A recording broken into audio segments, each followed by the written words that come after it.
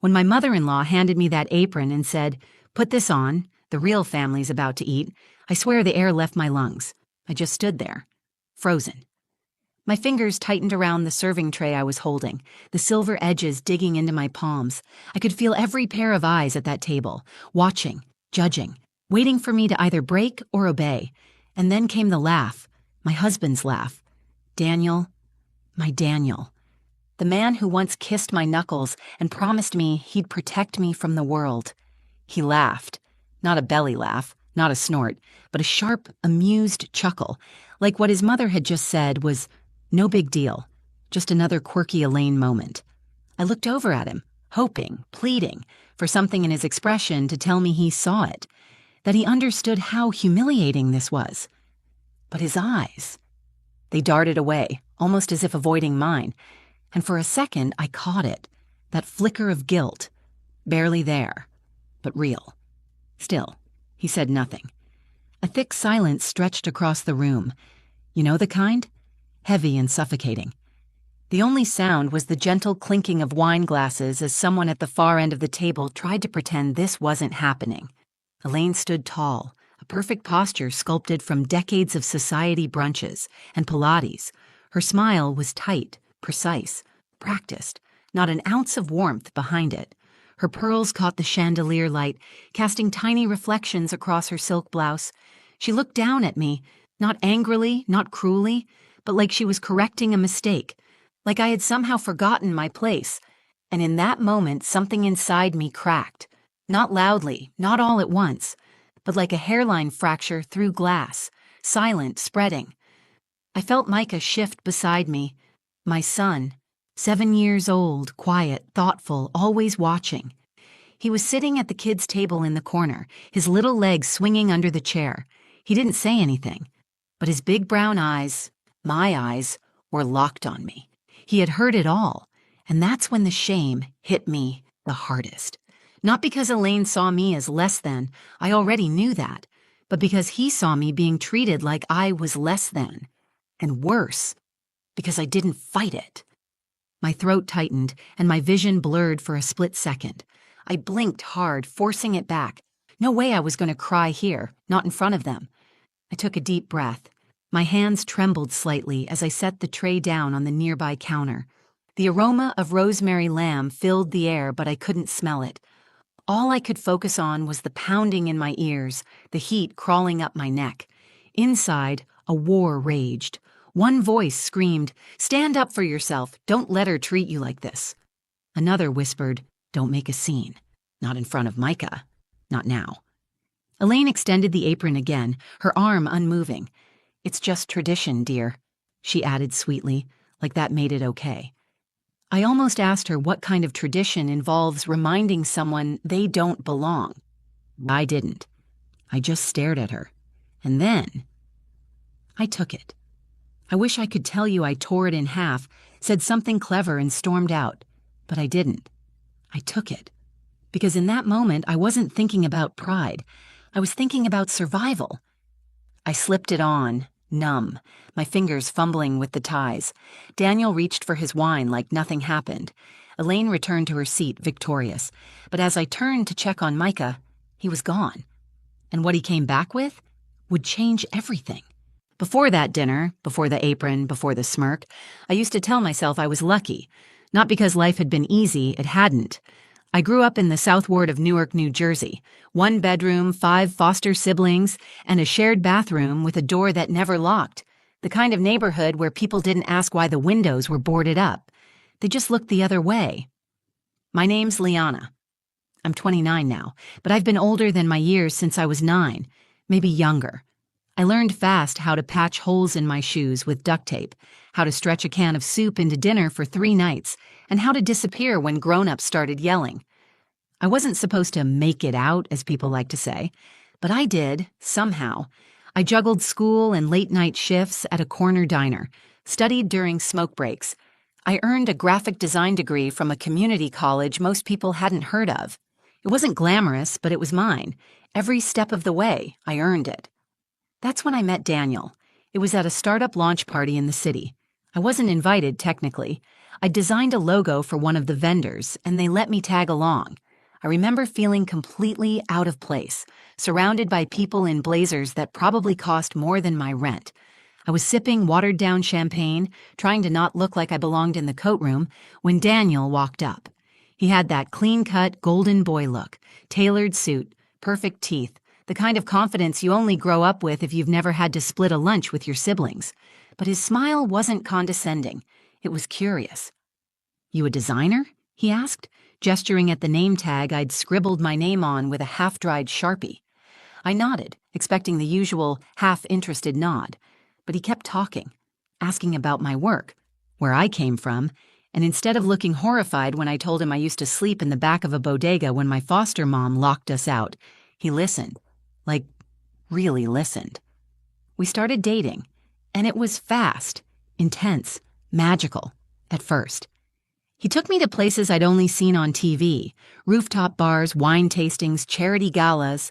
For a while, I thought maybe this was what fairy tales looked like in real life. I met his friends. Most of them were polite, a little too polished, and always asked the same question. Where did you go to school again? But the real test? Meeting Elaine, his mother. From day one, I could feel her smile pulling tight every time I spoke. She never outright insulted me, but she never let me forget the unspoken rule, "You're not one of us." I remember the first dinner at her home, how she introduced me as Daniel's little designer friend to her guests. Not girlfriend, not partner, just a project. But Daniel would laugh it off. "That's just how my mom is," he'd say, slipping his hand into mine. "She'll come around." I wanted to believe him. I really did. So when we got married 2 years later, quiet courthouse wedding, just the three of us, Daniel, me, and little Micah, I thought maybe things would finally shift. Maybe now, with a ring on my finger and a child between us, I'd truly be seen as family. But the truth is, some people don't change, and others don't want to see what's right in front of them.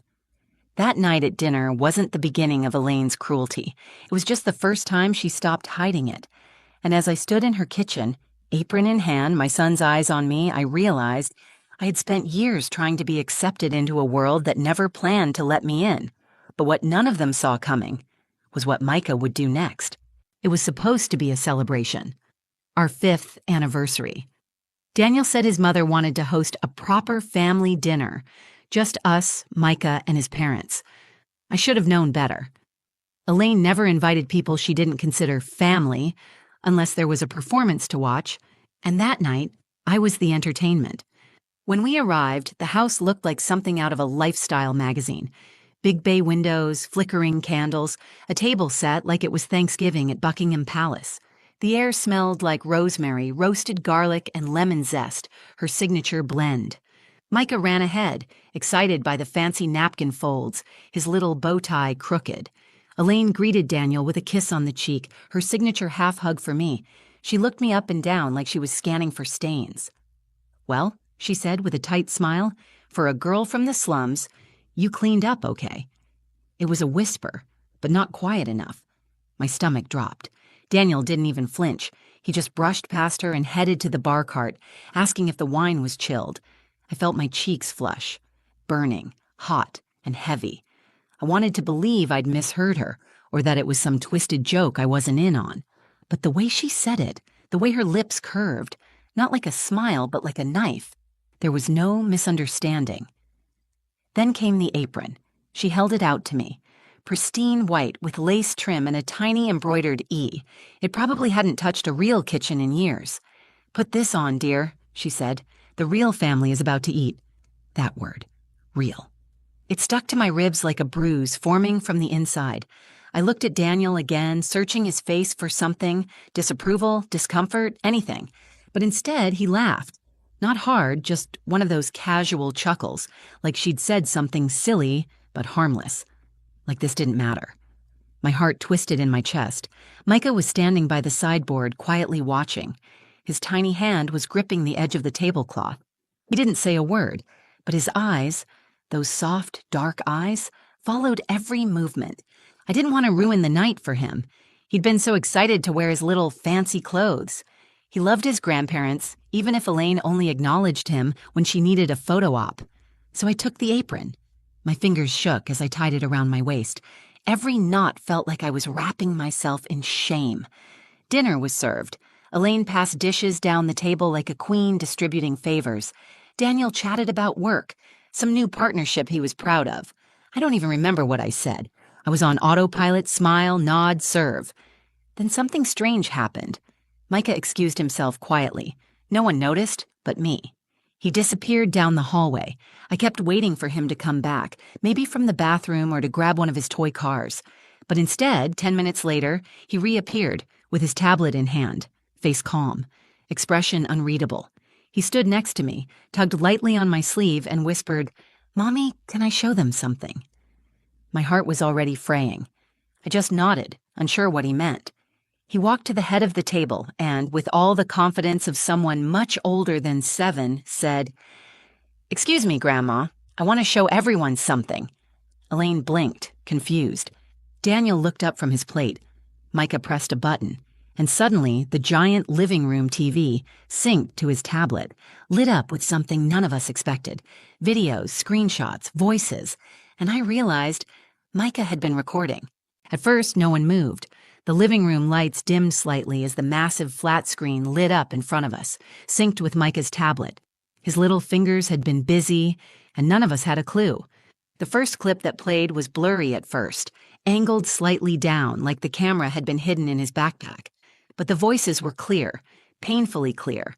Elaine's voice echoed through the speakers. She's clever, I'll give her that. But Daniel could have done so much better. What kind of example is that for a child, raised by the state? My breath caught in my throat. Then another clip, a different setting, her sunroom, just a few weeks ago. The audio wasn't as loud, but I recognized the moment. I had just stepped out to take a phone call. Elaine again. It's no one's fault she comes from filth, but that doesn't mean we have to pretend she belongs. And then came the worst one. Daniel's voice. She gets too sensitive sometimes. I can't keep defending her. It just makes everything harder. You know how she is. That one didn't just hurt. It unraveled something inside me. I felt a mix of heat and numbness wash over me like someone had poured boiling water into my veins and frozen it solid. My hands were clenched at my sides, nails digging into my skin. Daniel shot up from his chair, his voice stumbling over itself. "Micah, buddy, how did you even—" But Micah didn't flinch. He stood there like a soldier, calm, unshaken. He looked right at Elaine, then at Daniel, then up at me. "I don't want to eat with people who talk like that about my mom." Silence. Again. But different this time. Not thick. Electric. Like every molecule in the room had changed shape.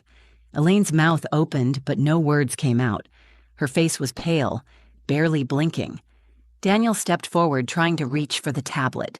"Okay, that's enough," he said, voice low and tight, like he was trying to contain a wildfire, but it was already out. I looked at Micah, my sweet, observant little boy. He wasn't just standing up for me. He was holding up a mirror for all of them, and maybe for me too. I had spent so long trying to prove I belonged, trying to shrink myself, soften my voice, fold my edges inward to be more digestible. For them. For this family. But Micah didn't care about their wine glasses or their cold smiles. He saw the truth, and he made them look at it too. I reached down and gently took the tablet from his hands. I pressed pause. The screen froze on Elaine mid-sentence, her expression caught in a sneer. I set it on the table. Then I untied the apron, slowly, deliberately. My fingers were steady this time. Elaine finally spoke, her voice brittle. "That was taken out of context." "No," I said, looking her dead in the eye. "It wasn't." I turned to Daniel next. He looked like a man unraveling, guilt and panic fighting for control. "I'm not angry you didn't defend me," I told him. "I'm angry you thought I wouldn't notice, that I'd just keep swallowing it, that our son would." He tried to respond, but I wasn't waiting anymore. I reached down, took Micah's hand, and said, "Let's go." And just like that, we walked out of that house. No shouting, no door slamming, just the quiet tap of Micah's dress shoes on marble tile and the sound of my own heart finally starting to beat again. We didn't say a word until we got to the car. Micah climbed into the back seat, his tablet resting quietly in his lap, and buckled himself in without being asked. The streetlights cast long golden shadows across his face. I looked at him through the rearview mirror and saw something I hadn't noticed before: strength. He wasn't scared. He wasn't confused. He looked calm, steady. Like he'd done what he had to do, and he was okay with it. I sat there in the driver's seat, fingers curled around the wheel, my heart pounding so loud it felt like a bass drum in my chest. My mouth was dry, my body was tense. But somewhere underneath all of that, there was something else rising: clarity. For the first time in years, I could see things for what they really were, not how I hoped they were, not how I'd been trying to make them. Micah broke the silence first. "Are we in trouble?" I turned in my seat, eyes stinging but smiling softly. "No, baby, we're not in trouble. You were brave. You told the truth. That's never wrong." He nodded, looking out the window.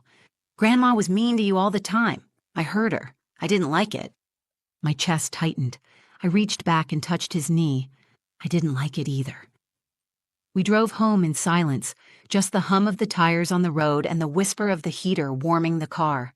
I kept glancing at him, his head slowly leaning against the window, eyes starting to close. My boy, my little protector. When we got inside our apartment, I tucked him into bed. He wrapped his arms around me tighter than usual. "I love you, Mom," he mumbled. "I love you more," I whispered, kissing his forehead. Once he was asleep, I sat on the couch, hands folded in my lap, staring at the dark TV screen in front of me. My reflection looked tired, but not broken. Then my phone buzzed. Daniel. Of course. Missed calls, voicemails, texts. "Lyanna, please, let's talk." I didn't know he recorded that. "She didn't mean it like that." "I'm sorry, I'll fix it." Fix it? How do you fix years of silence? Of letting things slide?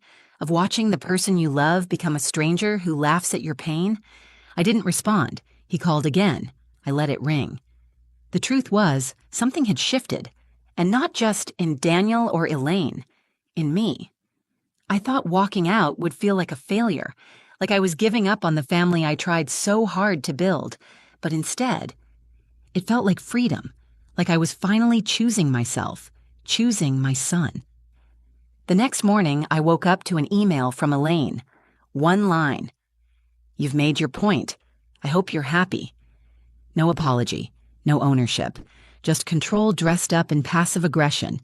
I deleted it without blinking. Later that week, I started looking at new apartments. Smaller, simpler. Just mine and Micah's. We didn't need much, just peace, love, and space to be seen as equals. Daniel kept reaching out, and to be honest, I didn't shut the door, not yet. But I made it clear, this time, if he wanted to be part of our lives, he'd have to do more than apologize. He'd have to change, show up, speak up. Every time. But whether he did or not, I wasn't waiting anymore. Micah had already shown me everything I needed to know. That night at the dinner table, he didn't just stand up for me. He reminded me who I am, and that I'm already enough. People always talk about the moment everything changes, like it's some dramatic explosion or a door slamming shut. But for me, change felt quiet, like something slowly unclenching inside my chest after years of being squeezed too tight. It didn't happen overnight. I didn't wake up the next morning with a new life. But I did wake up knowing the old one was no longer welcome. In the days that followed, I started unpacking pieces of myself I hadn't touched in years. Not just the version of me who worked 2 jobs and still made it to class, not the survivor, but the woman I was before I tried to shrink myself into Daniel's world, the one who knew what she wanted and what she'd never tolerate again. I made lists. I filled notebooks. I reached out to friends I'd drifted from, people who'd always seen me, not just as Daniel's wife or Elaine's disappointment, but as Lyanna, smart, creative, whole. Micah and I settled into a routine that felt real. He stopped asking about Grandma. He didn't mention the video again either. I think, in his mind, it was done. He saw something that didn't feel right and tried to make it right. That's it. There's a purity to kids, one I hope the world never strips away from him. Daniel came by a couple times, always carefully timed, after school, before bedtime, never unannounced. He apologized, more sincerely this time, said he was in therapy, that he was unpacking a lot of things he'd ignored for too long. I listened. I didn't promise anything. Love doesn't disappear just because someone fails you. But trust? That has to be rebuilt. Slowly, brick by brick. And I told him, if he wanted a future with us, he'd have to earn it this time. No more passing silence off as peace. Elaine never reached out again. And honestly, I didn't expect her to. People like her don't often believe they're the problem. But that's okay. I'm not waiting for her validation anymore. I used to think being part of a family meant being liked, being approved of, fitting into someone else's mold. But now, I know that family isn't who opens their doors for you. It's who stands beside you when you're hurting, who speaks up with you, not over you, who makes space, not conditions. Micah gave me that lesson, without even knowing it. That dinner? That moment with the apron and the smirk and the humiliation? It used to live in my head like a scar. But now, it's a turning point. It's the moment I stopped trying to be good enough for people who couldn't see my worth. Now, when I look in the mirror, I see her again. The girl from Newark who never had much, but knew how to build, how to survive, how to rise. I see a mother raising a boy who speaks truth without fear, a woman who stopped apologizing for being exactly who she is. If you're watching this and you've ever felt small in someone else's world, if you've ever swallowed your voice, your pride, your truth just to keep the peace, I want you to know something. You don't need their approval. You don't need to keep shrinking just to fit in. You are already enough. And if no one around you sees it, then it's time to build a life with people who do. Because the moment you choose yourself, your peace, your dignity, your voice, that's when everything really starts to change. That's when you come home to yourself. And if this story touched you in any way, if you saw even a piece of yourself in it, I'd love to hear from you. Drop a comment below. Tell me your story, or just say hi. Because no one should ever feel like they're going through this alone. If you found strength or comfort in this video, go ahead and give it a like and share it with someone who might need it too. It really helps more than you know. And if you want to hear more true stories like this, stories about real life, real people, and real turning points, hit that subscribe button and tap the bell so you never miss a new one. Thanks for being here. You matter. I see you.